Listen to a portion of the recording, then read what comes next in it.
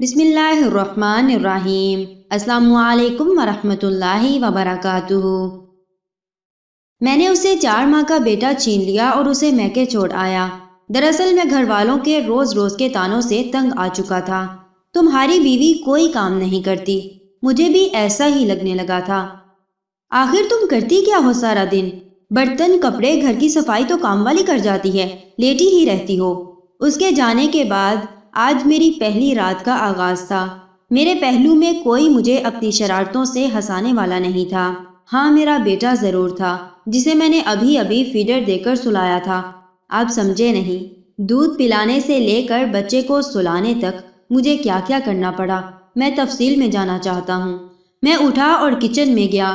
Feeder کو صابن سے دھو کر میں نے چولہے پر پانی چڑھایا، فیڈر کو ابالا، پھر دودھ بنانے کے لیے پانی نیم گرم کیا۔ تب کہیں جا کر ایک فیڈر تیار ہوا۔ دودھ پلانے کے بعد میں اسے کندھے سے لگا کر تھپکتا رہا تاکہ دودھ ہضم ہو سکے۔ پھر اس کا پیمپر تبدیل کرنے کے لیے اسے لٹایا تو معلوم ہوا کہ بچے نے پخانہ کیا ہوا ہے۔ اسے باتھ روم لے جا کر صاف کر کے واپس آیا تو اس نے دودھ کی الٹی کر دی۔ خیر، اس کو پیمپر دوبارہ لگایا اور بازوؤں میں جھلا کر سلانے لگا۔ دودھ ابال کر اسے ٹھنڈا کیا اور فریج میں رکھ دیا۔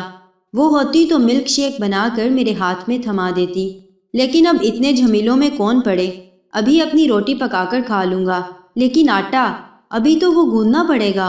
شکر ہے سالن تو پکا پڑا ہے، بس کٹوری میں ڈال کر اون کا بٹن ہی دبانا ہے۔ میں ذرا بیڈ سے بکھیرا اٹھا لوں۔ پیمپر، وائپس، کھلونے، فیڈر، شیٹس کو ان کی مخصوص جگہوں پر رکھا اور روٹی نہیں۔ صبح آفس جانے کے لیے کپڑے بھی تو استری کرنے ہیں۔ میں لگا کپڑے استری کرنے۔ ابھی شرٹ پریس کی تھی کہ بیٹا رونے لگا۔ اب کی بار میں نے اس کو جھولے میں ڈالا اور جھولا جھلانے لگا۔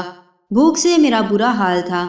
اللہ اللہ کر کے بچے کو سلایا اور ایک ریسٹورنٹ پر کال کر کے کھانا ڈیلیور کرنے کا آرڈر کیا۔ آدھے گھنٹے بعد کھانا میرے سامنے تھا۔ میں نے بڑے بڑے نوالوں میں کھانا ختم کر دیا، کیونکہ میں جانتا تھا کہ اگر بیٹا دوبارہ جاگ اٹھا تو کھانا پڑا رہ جائے گا، پھر دوبارہ گرم کرنے کے لیے ٹائم چاہیے اور مشقت بھی۔ مجھے اکتاہٹ ہونے لگی۔ گھڑی 11 بجا رہی تھی۔ میں بستر پر ڈہ سا گیا۔ سائرہ، وہ چادر ہی الماری سے نکال دو، میں اوڑھ کر سونا چاہ رہا ہوں۔ لیکن نہیں، اب خود ہی اٹھ کر لینی پڑے گی۔ ابھی میں یہ سوچ ہی رہا تھا کہ UPS بھی جواب دے گیا اور پنکھا بھی بند ہو گیا۔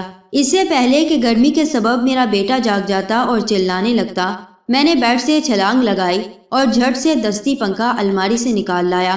میں اس کو پنکھا جلنے لگا اور ساتھ ساتھ نیند کی شدت سے خود بھی جھولنے لگا۔ 12 بجے بجلی آئی اور میں فوراً ہی سو گیا۔ 2 بجے بیٹے کے رونے کی آواز سے میری آنکھ کھل گئی۔ اچانک گہری نیند سے جاگنے پر میرے سر میں درد ہونے لگا۔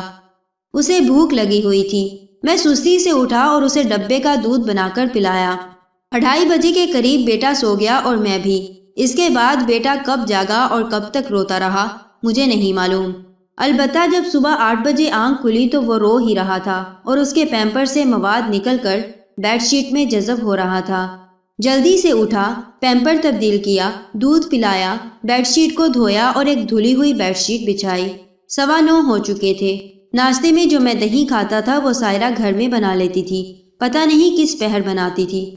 میں نے چائے بنانے کی غرض سے ساس پین میں دودھ انڈیلا اور سوچنے لگا کون سا وقت تھا جب سائرہ مصروف نہیں ہوتی تھی۔ میری خدمت میں بھی کوئی کمی نہیں آنے دی۔ گھر میں صرف وہی 3 کام تو نہ تھے جن کے لیے میں نے نوکرانی رکھتی تھی۔ ایک بچے کو سنبھالنا ہی کافی تھا اس کو تھکن سے دور کرنے کے لیے، لیکن وہ مجھے وقت پر کھانا دیتی۔ میں تھک جاتا تو مجھے دباتی، میں اداس ہوتا تو مجھے ہنساتی اور میری دلجوئی کرتی۔ میں کاروباری معاملات میں کشمکش میں پڑ جاتا تو وہ میرا حوصلہ بندھاتی۔ میں سوچوں میں گم تھا۔ دودھ ابل کر شیلف پر آ چکا تھا۔ میں آہستہ آہستہ شیلف پر کپڑا لگانے لگا۔ تم کرتی کیا ہو سارا دن؟ واہ، تمہارا جسم کیوں درد کرنے لگا؟ کون سا پہاڑ ڈھایا ہے تم نے؟ اور وہ پہلو بدل لیتی۔ شاید میرے طنزیہ جملوں پر آنسو بہاتی ہوگی، پر میں ظالم انسان نے پرواہ نہیں کی کبھی۔ کچھ دیر بعد خود ہی سائڈ بدل کر میرے چہرے پر جھک جاتی۔ آئی لو یو، میں جواباً مسکرا دیتا اور وہ اصرار کرنے لگتی، نہیں آپ آئی لو یو ٹو بولیں۔ مجھے اس کی شرارتیں یاد آنے لگی۔ صبح کے 10 بج رہے تھے اور کام پر نیند نہ پوری ہونے کی وجہ سے چھٹی ماری۔